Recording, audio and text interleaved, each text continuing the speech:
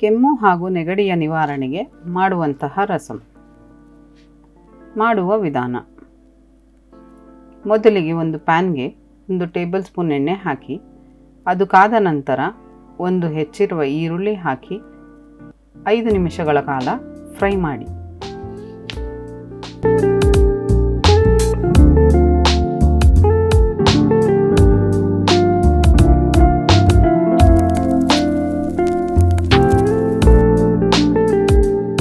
ಈಗ 1 table spoon ಕೊತ್ತಂಬರಿ ಬೀಜ, 1 ಟೀ ಸ್ಪೂನ್ ಜೀರಿಗೆ,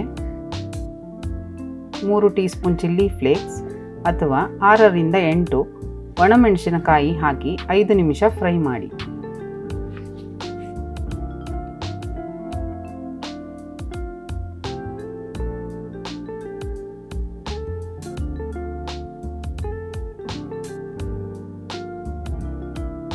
ಹುರಿದಿರುವ ಸಾಮಗ್ರಿಗಳನ್ನು ಮಿಕ್ಸಿ ಜಾರ್ಗೆ ಹಾಕಿ ಗ್ರೈಂಡ್ ಮಾಡಿ.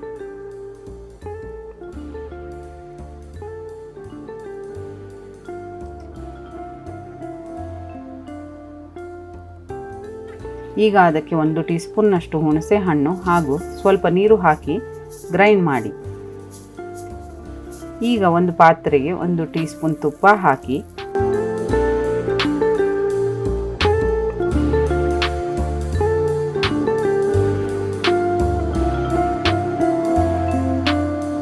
ಅದು ಕಾದ ಮೇಲೆ 1 ಟೀ ಸ್ಪೂನ್ ಸಾಸಿವೆ ಹಾಕಿ ಸಿಡಿಯಲು ಬಿಡಿ. 8 ರಿಂದ 10 ಹೆಚ್ಚಿದ ಕರಿಬೇವಿನ ಸೊಪ್ಪು, 1 ಚಿಟಿಕೆ ಹಿಂಗು,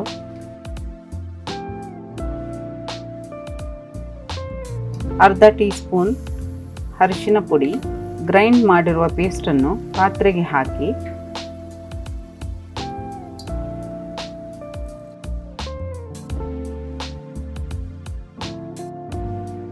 ಮೂರು ಗ್ಲಾಸ್ನಷ್ಟು ನೀರು,